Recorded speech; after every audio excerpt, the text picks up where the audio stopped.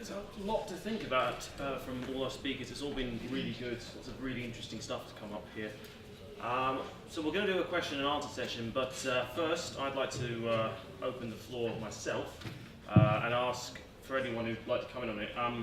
One issue you kind of touched upon at the end there was the fact that, despite the fact that saying Turkey's become an autocracy, obviously there still are elections, there still is an opposition in theory, and I think it was very interesting in the last elections in Turkey, there were a lot of news reports, particularly outside of Turkey, as far as I understand it, which have got very excited about Muharrem İnce, the candidate for the opposition CHP, and I wonder, you know, it seemed like for a moment people sort of got it into their heads that it was still possible for an opposition candidate to at least challenge Erdogan's, you know, power in Turkey, and then when it turned out, of course, that it was the same result, so you always get in Turkish elections, whether there is, well, firstly, whether that was an understandable kind of, you know, illusion that we had about the elections in Turkey, and also how much you think,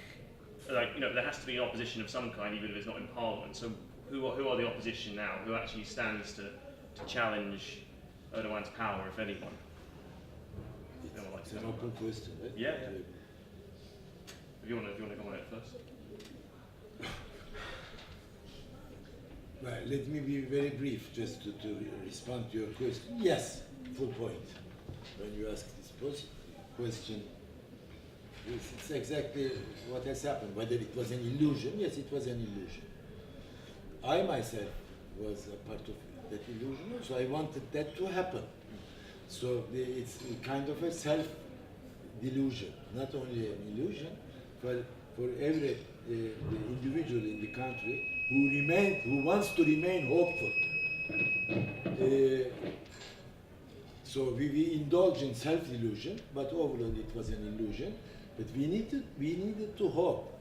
But if we make an analysis to put a distance between ourselves and the subject matter and analyze accordingly, yes, it was an illusion, just because of what I was trying to explain a few moments ago, that the whole system is designed for the one man and his apparatus, that single party, to win every election with around 51, 52, 53%. This is the system in Turkey. So that's why I really want to emphasize that it's a big, big theoretical issue for the entire globe.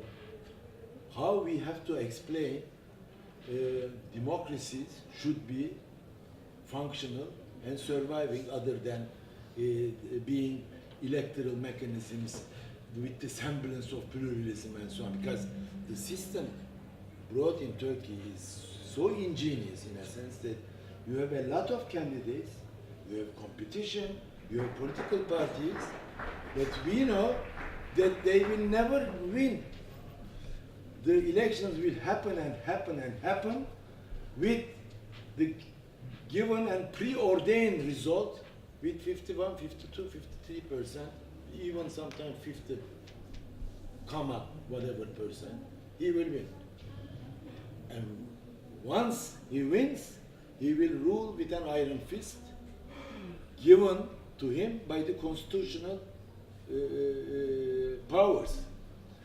So this is the system. So it's very difficult to deal with the system. So I really wonder whether there's an opposition Turkey that deserves to be called as opposition, what they can do and how they can do and how will it end. And then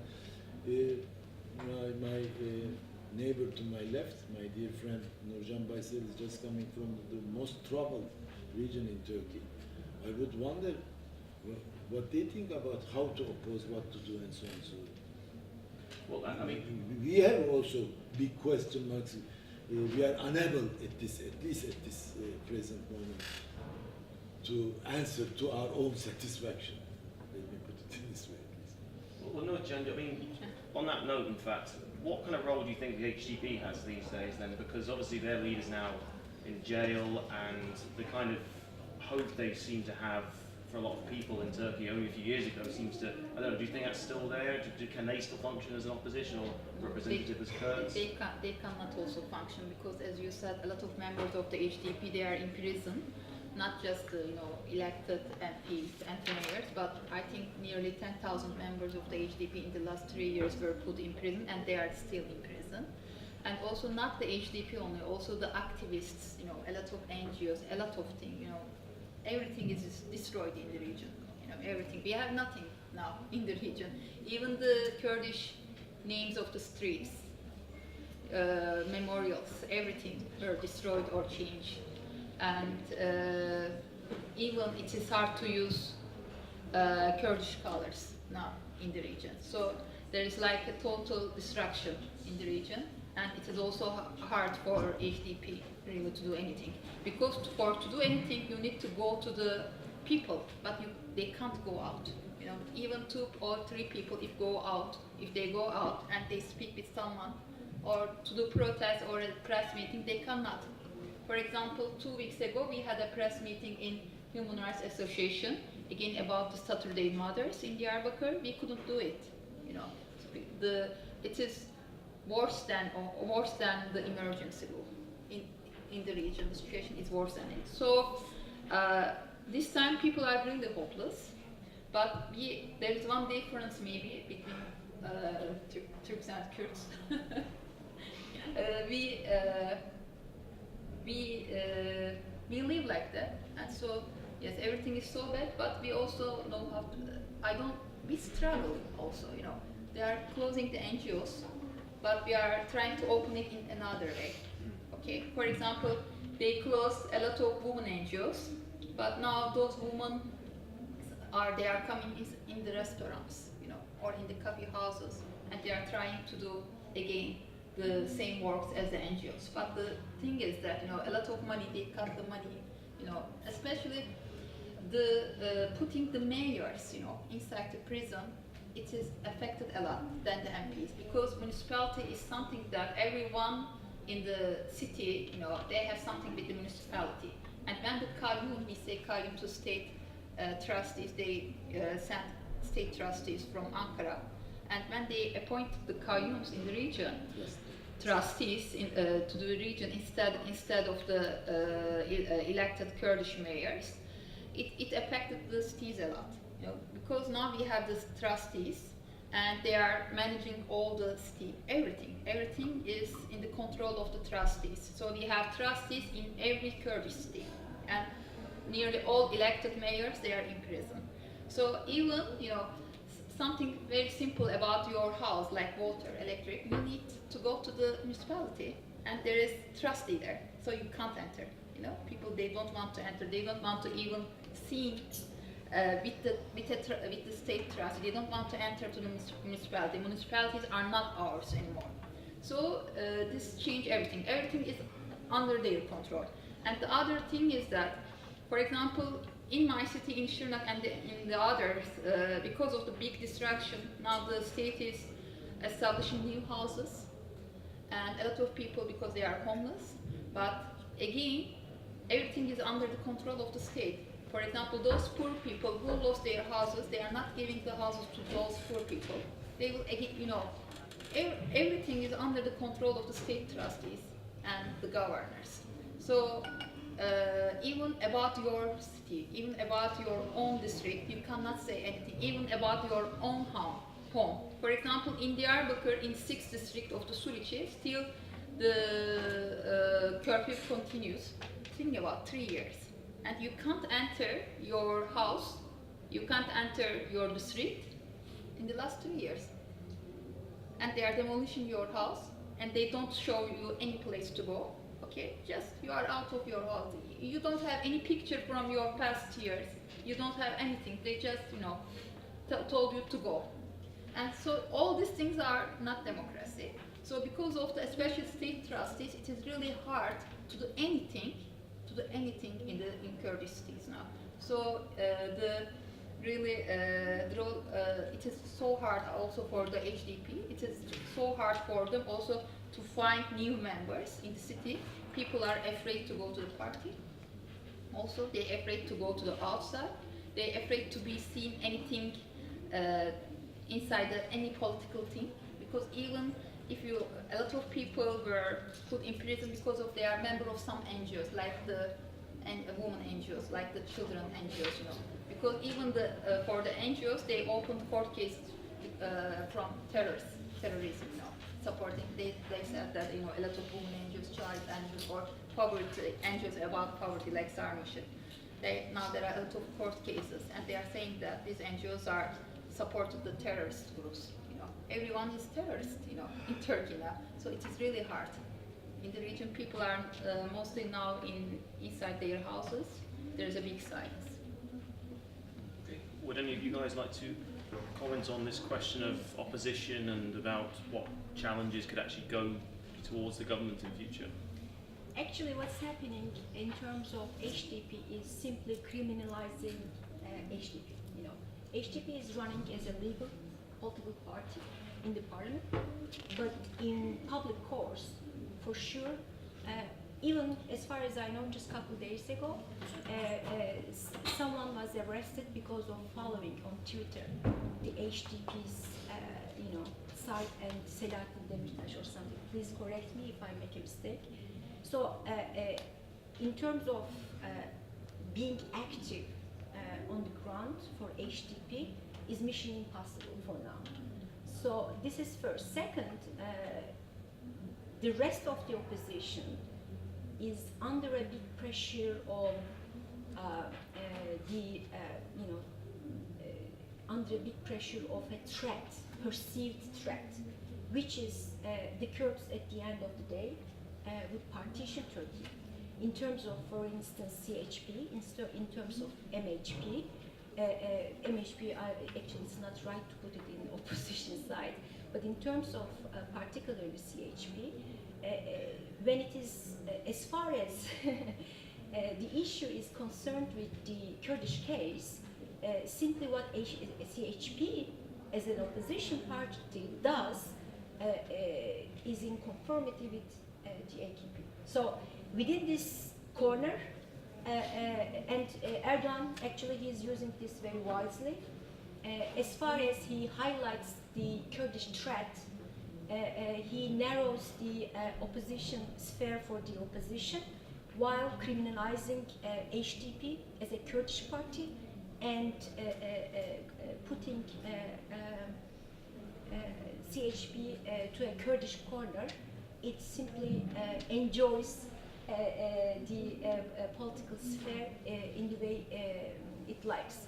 So this is first. But second, which I would like to say in terms of opposition, Turkey, if Turkey can't come over this threat perception about the Kurds, which indeed day by day becoming a reality, because it's like quite paradox. It's like a paradox, you know, because as whatever they do in order to prevent such threat, at the end of the day, enhances the possibility of the threat, the possibility of what they fear. So this is why, in terms of the role of the opposition, unfortunately, even the parliament, today there is a parliament in Turkey, but no one can claim that it's a functioning one. It is just there, but not functioning in terms of legislative or other missions. So, long and short. Can I add one more thing Yes. to argue? Because the state is not only criminalizing the HDP, the state is criminalizing Kurdishness. It's about something about Kurdishness also. Because, for example, 3 months ago, 7 university students from Dicle University, from my city, they were jailed because of whistling. I'm talking about whistling, you know, whistling in Kurdish. They whistle with a Kurdish song, okay, something like that. I don't know what is the meaning of whistling. It is like they did like, you know, something like that, a Kurdish song, and now they are in prison. You know, it seems like a tragicomic, but they are in prison, these 7 students. And again, the even wedding singers, in Kurdish, who sing Kurdish songs, they are in prison. It is more than 4 months past they are in prison still. So it's about criminalizing Kurdishness. It's not just about criminalizing HDP. Aisha, Yavuz, do either you want to comment on this? On the Muharrem İnce question, I would say, Turkey's problems are economic and political problems are now and have always been in some ways systemic. So it doesn't matter if it's Erdogan or Muharrem İnce in power with the current system. It matters a little bit because, Erdogan has a certain personal charisma, but if İnce had won and had, come to the top of the same kind of very centralized system that Cengiz Çandar described, I don't know that it would be that much better. It's certainly not the solution to Turkey's problems. Having said that, I do want to underline, perhaps because I live abroad and have lived abroad for a very long time, there are a lot of people in Turkey working under very difficult conditions. Some are leaving, but others are, there are still efforts to keep certain things alive, and it seems very disrespectful to me when we sit abroad and say, oh, it's hopeless, there's no hope. So we should recognize that, certainly in the Kurdish regions, but in other parts of the country as well, there are people who still keep going against all odds, and I think we should recognize that. Another possible explanation to your question could be searched in the what I call identity trap, which is a result of staunch entrenchment in identities along the political parties, across the political party spectrum, which, of course, Turkey's very complex structures, sociological geography or ground has provided fertile ground for. It's always been like that. And this identity trap was very useful for any cunning leadership. Let's say if it was a military tutelage preceding Erdogan's rule, or to going to a majoritarianist period under Erdogan, the viewpoint, the approach to that identity divides were found extremely useful for building walls and using one identity against the other. And this was also helpful to reproduce the state ideology, which was the foundation of the Turkish Republic. And as James pointed out, what we ended up with now is what he calls Muslim military, Muslim nationalism, what I call Turkish Islamic synthesis, is a result of that. I think the last outcry against this, what we ended up with, the identity trap, was the Gezi movement, Gezi protests. It was the last SOS signal from a generation which, in its core was a cultural resistance, social resistance to all the impasse that the political identities across the party lines produced. And this found no ground, and it hit a wall. After which the cunning leadership under the current rule found, as I say, fertile ground to consolidate the identity lines and used one against the other. So currently, again, this possible interpretation is that the composition of the parliament of these very dubious election results, one followed the other. It actually began in 2015 in the 1st of November elections, which then continued as a chain reaction, is that because of the identity divides, 2/3 of the parliament composition is supporter of the Turkish Islamic synthesis, including the secular main oppositions, large parts of that. So this is the impasse. This is the dead end for Turkish politics. This doesn't provide any insightful, positive interpretation about the future. It is because it is also built on the thick layer of intolerance, which is going across the identity lines in Turkish society. It's a cultural phenomenon, and lack of any tradition of consensus building, which is not, of course, very helpful. So I think we will have to suffer under this, because one of the main features of totalitarianism, or fascism, if you will, is the masses, existence of the masses that support it, no matter what. And this is what we have been experiencing, as I say, I think increasingly since 2013, mid-2013, since Gezi protests failure or not being responded positively by the political parties. So the identity trap is the real danger that will turn the Turkish so-called politics into a gangrenous one. And that, my conclusion is, you know, in such cases, again, going back to what my friend said, is that if the interpretation is right, that we are now in the middle of, or we have entered the threshold of totalitarianism, the question then becomes, if you look at history, when opposition has no ground but any other chance than turning into resistance. No more, you know, in Turkish or in Arabic, muhalefet turning into mukavemet, which is the turning point, a watershed for Turkish society now. In parts of the society that are oppressed, underdogs, no matter what the identities are, you know, we know what those are, Alevis, Kurds, parts of now a sort of a Sunni minority sect called Gülenists, also underdogs. All of them are not finding any ground to challenge the power, even for coalition building, through consensus. So this is a serious, very serious dead end that makes Turkey unique, perhaps, in a sense, that we lost hope. Okay, well on that